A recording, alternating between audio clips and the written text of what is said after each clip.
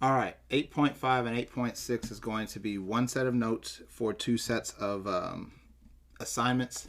The main set of notes is just to get you the four key things we're going to talk about, which is translating the expression, solving the combination. It's not really creating the fractions, it's actually splitting the expression and then converting. Actually, no, 4 is not right either. I guess it's factored into expression. I don't know. Kind of unorganized right now, I guess. I guess it is factored into expression. Yes. So with that said, there's two other things. I taught this a different way, but like I said, there are 4 steps we're going to go through, and the difference between it is one of your assignments is going to be labeled factoring processes, and that is going to break down the 4 things, and then the other one's going to be 8.5, 8.6, which is where you actually will use the things you're learning here to get it done. So you should approach this new lesson with patience. Focus on mastering the lower step before worrying about the higher steps. They will seem slightly awkward at first, but again, they will eventually be extremely easy to do. The other good news, again, is, as I told you, is these 4 steps work for 8.5, 8.6, and 8.7. So, I mean, learning what you're about to learn right now over the next few days, and even having spring break next week to kind of catch up if you don't get it fast enough, is a good thing for you to have going for you, because, again, it's going to guarantee you at least have the best shot to be ready. So the first thing we will do is translate the expression. At least that's what it's going to be called. And on your homework, it is going to be labeled, which means that as long as you have your notes for that, you should be able to recognize what you're supposed to do. So quadratic expressions have the general format of ax squared plus bx plus c. Again, a is attached to x squared, b is attached to x, c is the number that's by itself. So the format for translating is simple. You're going to say multiplies to equal whatever a times c is, and adds to equal whatever b is. You want to write this part down because, again, that is the first key part of you understanding. And it's not a hard step once you get used to it. It just takes time to do it. So again, you're going to put multiplies to equal whatever these two make, and then adds to make whatever that middle number is. So using that and make it natural, you should be okay. So this here, I will say multiplies to make negative 24. Again, 8 times negative 3, because that's an 8 and a negative 3, and adds to make 9. That would be my translation. All right. Here, I would say multiplies to make 10, adds to make, that's a negative with nothing there, so it's negative 1. Again, it's not going to be a variable. You need 2 numbers. So that's your translation. The key one you have to look out for is the one that doesn't have anything, because you have to remember that this is a, and it's almost like x squared plus 0x plus 19. So whenever there's no x term, and whenever there's nothing there, that's 1 times 19. So multiplies to be 19, but adds to be 0 because there is no x. So that is the part where you're going to have to get some practice and make sure you ask questions if you get stuck. But that's really your first step, is just translating your expression into what I call a combination. So it's just a word I made up, but it's a combination of things that you have to get done. All right. The second step is going to be solving the combination. Well, in order to solve it, you have to combine your number sense with a basic calculator process. All right. So once we have a combination, we need to actually be able to find numbers that make it come true. In order to multiply to make a positive, and you want to write this down because this is really where, number sense starts to come into play. In order to multiply to make a positive, the signs must be either positive, positive, or negative, negative. They have to be the same, because a positive times a positive is positive.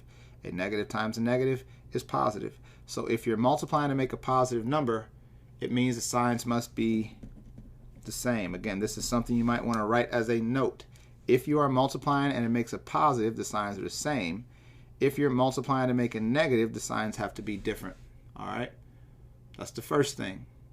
I'm sorry, the first 2 things. So the first point is positive makes same, negative makes different. The second is the larger number gets the sign. Think about it. If I combine negative 6 with positive 10, your answer is going to be positive because 10 is bigger. If I combine negative 11 with positive 3, your answer is going to be negative because 11 is bigger. So whatever you add to make, that's what the bigger number has to be, because the only way you can add to make a negative number is if the bigger number is negative. The only way you can add to make a positive number is if the bigger number is positive. So again, if you need to rewrite those things, this is where we get into the meat of really where your work is at. I think once you get past this step, everything else kind of falls into place. But this is probably the toughest and most important step going. So if we had a combination, again, I'm just giving you the combination here as I will in your homework.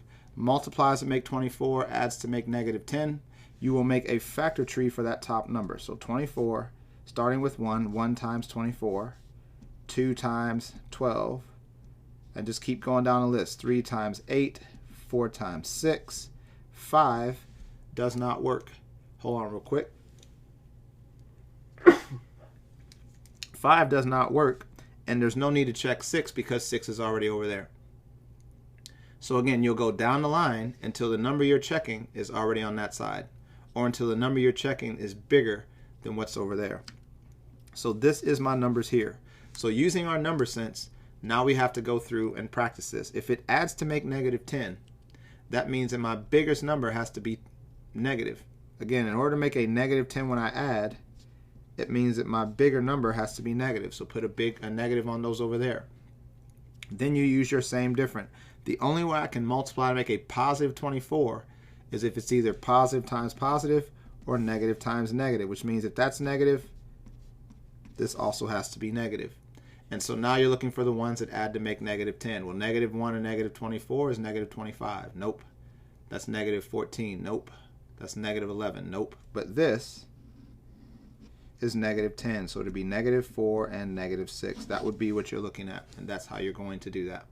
All right. It's going to take work. But the more you practice it, the better you get. And eventually you get to a point where you know how to find the numbers. You know the process, and once you get used to it, everything gets easier. But this is, again, the most important part of your process. Multiplies to make -30, adds to make 7. Ignore the negative, but we still make a tree for 30. So 1 times 30, 2 times 15, 3 times 10, 4 does not go, so we don't need it.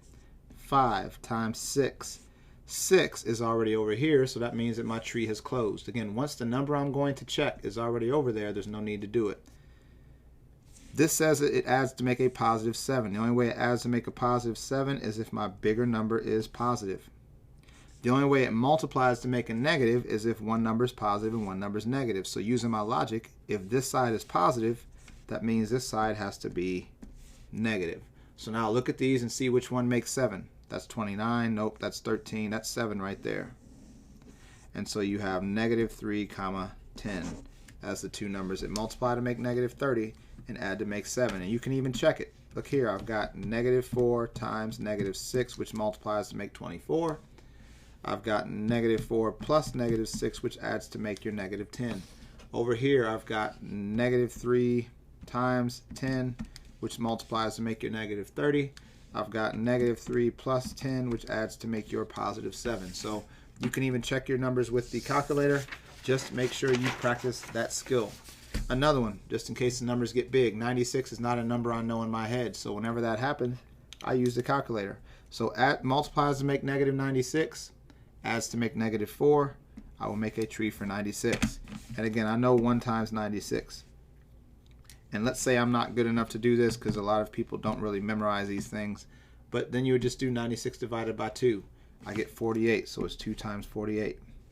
Then I would do 96 divided by 3 and get 32. 96 divided by 4 and get 24. 96 divided by 5. When you get a decimal, that means 5 doesn't work. You don't even need to write it. 96 divided by 6 is 16. And notice how my answers are getting closer to the number I'm checking. 96 divided by 7 is a decimal. 96 divided by 8 is 12. 96 divided by 9 is 10 point something. But think about this. 96 divided by 9 is 10 point something, which means there's no need to check 10 because the answer would already be 10. And notice that when I divide by 10, my answer is smaller than what I typed in, which means that completes my tree. Once your tree is completed, you just have to be careful. If it adds to make a -4, that means that this side must be negative. If it multiplies to make a -96, it means the signs have to be different. So if this is negative, this side has to be positive.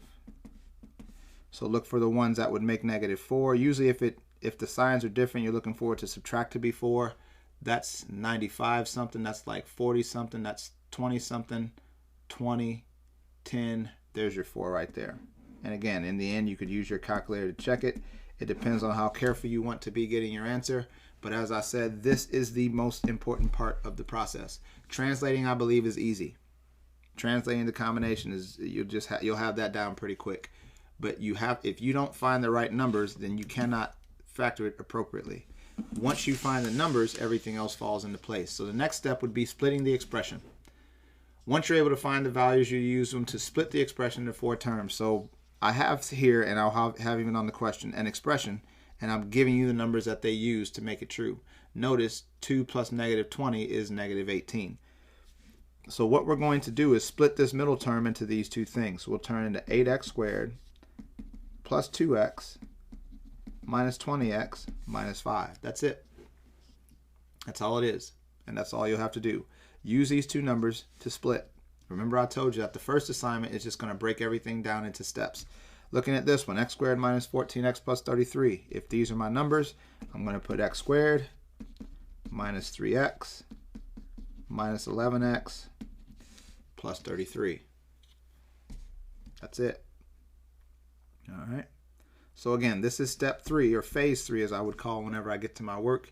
But again, phase 1, translate. Phase 2, find the numbers. Once you find the numbers, split the middle term. There you are. That's all you have to do. That leads us to the last phase, which is to factor the new expression. And this only works if you've been working with your GCF factoring like you're supposed to. So after we've created the 4-term expression, we can use GCF on the front and back half. This step is probably the least intensive, but it's important that you're accurate. So here's what we do. We take a four-term expression and we split it in front of the sign down the middle. We then ignore the back half and we say, what can I take out of 8 and 6? Remember the GCF we did before. 8 and 6 can both be divided by 2. And both of these have one x on it, which means I can take off an x. Now remember, I divide the number and subtract the variable. 8 divided by 2 is 4. 2x's taking 1 off is x. Copy the sign. 6 divided by 2 is 3. 1x taking it off is gone. Now, just follow me on this, but you will always copy this sign right here, regardless of what it is. That's why we split it in front. But whatever sign is here is going to get copied. Then, focus on the back. What can you take out of 4 and 3? Nothing. Actually, because we need a number, we need 1. So in this case, and I know it's weird that I started off with this, but 4 and 3 don't have anything that can come out, so you put a 1. And that's only because no x comes off, because you also cannot put off an x. But you just bring down 4x minus 3. Now pay attention to the fact that this and this are both the same. And it should always be the same. Matter of fact, it will always be the same if you did it right. And so what I'm going to do now is take off what these two have in common, which is 4x minus 3. And I'm going to put whatever they did not have in common, 2x plus 1, in the other parentheses. That's it. So again, the first thing is split it. Factor the front, factor the back. You will always have a match, so you pull off the match and leave the other parts in the parentheses. This may not be the hardest, but again, it is the one that takes the most practice. 3x squared plus 5x plus 6x plus 10. Again, split in front of the symbol. Look at the front only. 3 and 5. Nothing I can take out, but I can take off an x, so pull off an x. The 3 stays a 3. 2 down to 1. Copy the plus. Bring down to 5. That x is gone. Now focus on the back. 6 and 10. The number I can divide by is 2. Again, copy this sign. I can't take off an x, so open my parentheses. 6 divided by 2 is 3. X wasn't touched. Plus 10 divided by 2, 5. And now notice again, as it will always happen, you have the same thing in both of those factors. So we pull off the one that they have in common, and we use what they don't have in common in the other parentheses. That is all it is. All right. We're going to do 2 more of these just to make sure, and then I'm going to show you one question that puts it all together to show you that as you master these things, you actually will know how to factor. X squared plus x minus 7, again, split in front of the symbol. Looking at the front only, there is no number, which means I obviously can't take off a number, but I can take off an x. X to the second goes down to x because there were 2. I had 2, took it off. And anytime the x goes away, you need a number, just like on the other stuff, we have to put a 1 there. All right, so that's just something you'll have to get used to. Copy the sign, and that's very important that you copy the sign and then factor what you can. Both of these can be divided by 7 because the number is a 7. Can't take off an x. And here's what you'll learn to do. Just copy this over. We know it's going to be the same. It's got to be the same. And you'll say, but that's positive and that's negative. But let's think about this. This is a negative 7 times a positive 1, which is negative 7. And that's why you want to make sure you copy the sign. As long as you copy that sign, everything else works out. Again, now we have the same thing here. And then we take x and negative 7 and put it in the other parentheses. This section of work should take up the majority of your week. Again, I'm not saying that this process is going to take the majority of the week. I'm saying doing the 4 steps, mastering those 4 steps should be the first thing you work to do. And then when you've got it, you should move on to the second part. But I would not move on to the second part until I can easily go through kind of like I am here. Split down the middle. 6 and 9 can be divided by 3. I can take off 1x. Open my parentheses. 6 divided by 3 is 2. 2 taking off 1 leaves 1. Copy the sign. 9 divided by 3 is 3. X is gone. So until you can kind of walk through it that way, I would not leave this behind until you can get there. Then copy the sign. 2 and 3 have no number that can go out of them. And you can't take off an x. So again, we need a number, so we just put a 1. And then we again would just copy this as is over to here, because we know it's going to be the same. And again, negative 1 times negative 3 makes positive 3. So we take off what they have in common, which is 2x minus 3. And we leave whatever was not in common in the other parentheses, and that is all. This is going to take practice, but I know you can do it. So looking at this thing here, just at a problem that goes from the beginning to end. So remember, our first step is going to be to translate. So we are looking for numbers that multiply to be negative 18 and add to be 7. So I would make a tree for 18. 4 doesn't go, 5 doesn't go, 6 is already over there, so this is my tree. It adds to make a positive 7, which means my big side should be positive. It multiplies to make a negative 18, which means the signs have to be different. That's why you need to make sure you write that down. If you have to go back and write that down again, rewind your video and write it, because if you're not good at that part, you're not going to be able to find the numbers. Other than that, the numbers that make 7 to me are 9 and negative 2. So what we do is we use these two numbers, if you remember, to split my middle term. So I put 3x squared minus 2x plus 9x minus 6. Now that I have 4 terms, I split it down the middle. I focus on the front. I can't take anything out of 3 and 2, but they do both have an x on them, which means 3 comes down, 2x's drops down to 1, minus 2 comes down, and my x's are gone. Copy the sign as we just said. 9 and 6 can both be divided by 3. And again, I'm just going to trust, because this is what I'm telling you is going to happen. 3 times 3, 9. 3 times 2, 6. So it does work. Take off what they have in common.